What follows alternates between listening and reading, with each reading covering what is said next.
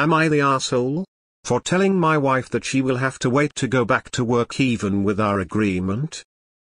When my wife and I decided to get pregnant, we agreed that she would stay with our son for the first 2 years and I would spend another 2 years until he started going to school.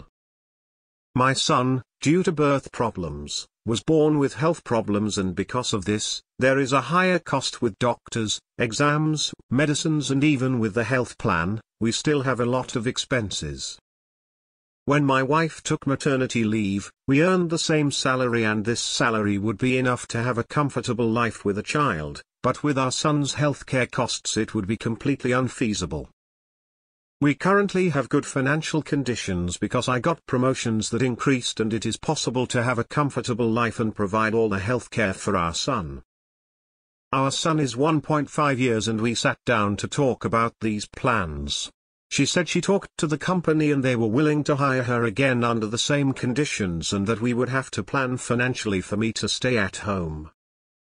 I was very honest and paraphrasing, I said, look, I know that our plans were these in the beginning, but we were only able to have this comfortable life because of my salary. If we depend only on yours, it will totally compromise our income and not give us the same quality of health for our son.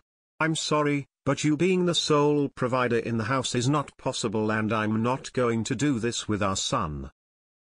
Daycare is not an option for us because my wife is completely against it due to the bad reputation of these places in my country, and it has always been her wish to only enroll in school at the age of 4. She argued, saying that it was our agreement and that she supported me being at home, and now it's my turn to give her that chance. I understand, and if it were the situation we expected I would agree and do it, but that's not our reality, and I'm not going to do that with our son, and you'll have to wait a little longer, unfortunately. She was very upset, saying that I went back on our initial agreement and wasn't committing to something. My work is not possible from home. I just don't see how making this change would compromise our family financially. I admit that maybe it was a failure in our communication, but on the day-to-day rush. Am I the asshole? I did make it very clear that she doesn't want our child to have a nanny or stay in a childcare all day. She wants someone to stay with him until he is 4 years old. For this idea, I can't stop working for her to come back. Nah. However, this should have been discussed once your son was around 6 months old. Attending daycare is very good for a child. I've seen children at my children's school who didn't attend daycare cry and refuse to go to school and be away from their parents. Daycare helps grow children's confidence and help them learn to create friendships. If your child goes to daycare, then you will have 2 incomes. Nah. I'm so sorry that your son has a birth injury and your country has inadequate health care. This is just a terribly difficult situation. But you can't unilaterally make this decision, and you need to weigh the lost future income for your wife as well as her caregiver burnout. I think, in these situations, it's important to know that there are no good solutions, just less bad ones. Look at the big picture of what you need to do for your family, and make a decision together, knowing that no one is going to be exactly happy with it. ESH. You are not the boss, you are a partner. You don't get to decide on your own. You made an agreement with her and now you are backing out. On the other hand, your wife insisting on no nanny is unreasonable. If she wants to work, she should be able to work, but to insist you stick to the original agreement is perhaps unreasonable.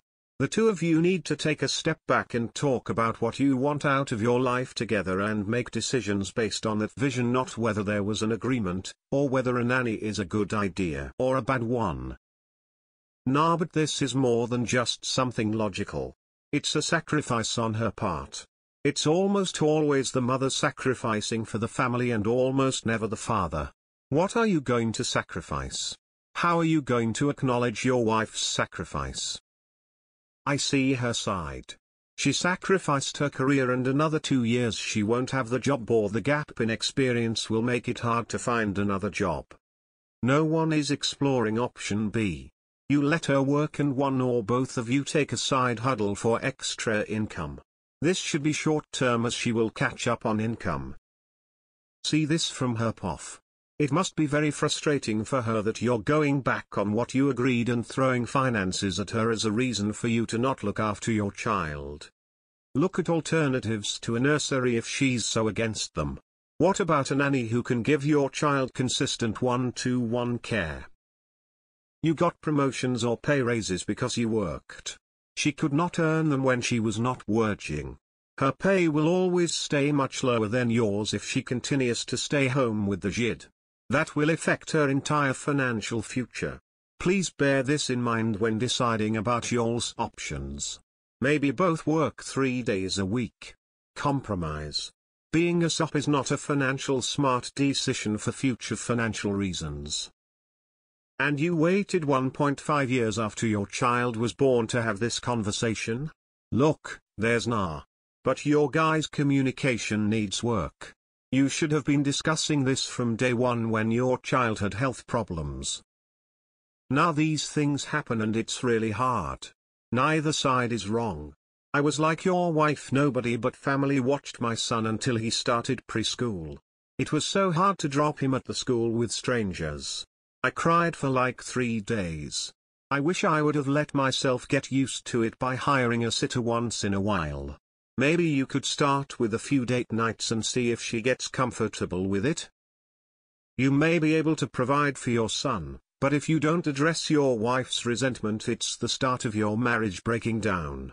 After 2 years, you'll probably lose your family over this.